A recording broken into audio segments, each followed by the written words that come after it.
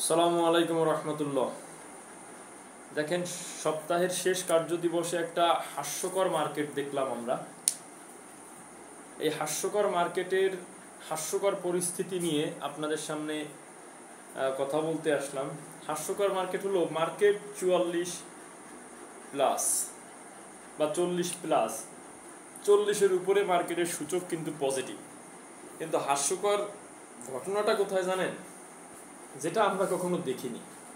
এইটা মনে হয় বাংলাদেশের ইতিহাসের নজিরবিহীন রেকর্ড আজকে, হাস্যকর এবং একটা রেকর্ড মার্কেট আজকে পুঁজিবাজারে। সেটা কিভাবে আমি আপনাদেরকে একটু বললে বুঝতে পারবেন। সেটা হলো, আপনি দেখেন আজকে মার্কেট জুড়ে যে অবস্থা, লেনদেন, মার্কেট 40-এর উপরে সূচক প্লাস, অনেক কোম্পানি 200-র উপরে কোম্পানিও প্লাস, সূচকও 40-এর উপরে প্লাস। সেই মার্কেটে মাত্র 225 কোটি টাকা লেনদেন। এইটা সম্পূর্ণ হাস্যকর একটা ব্যাপার এবং সম্পূর্ণ আইওয়াশ করে রেকর্ডটা কোথায় করছে বলতেছি, সম্পূর্ণ আইওয়াশ করে মার্কেটটাকে পজিটিভ রাখা হয়েছে।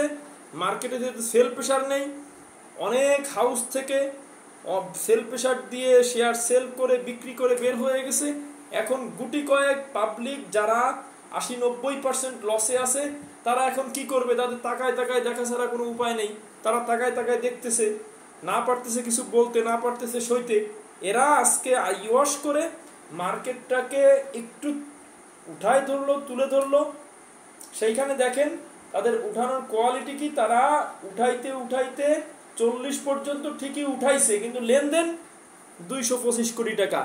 বাংলাদেশের ইতিহাসে বিগত 10 বছরে যদি আপনি চেক করেন, আমি আপনাকে বললাম 10-15 বছরে যদি চেক করেন যে মার্কেট 40+, সেখানে 225 কোটি টাকা লেনদেন, এইটা আপনি দেখাতে পারবেন না। তাহলে একটা রেকর্ডও করলো, সঙ্গে সঙ্গে একটা হাসির পাত্র হলো মার্কেট, যে 40+ রেখে 400 কোম্পানি, আপনার লেনদেন মাত্র 225 কোটি টাকা।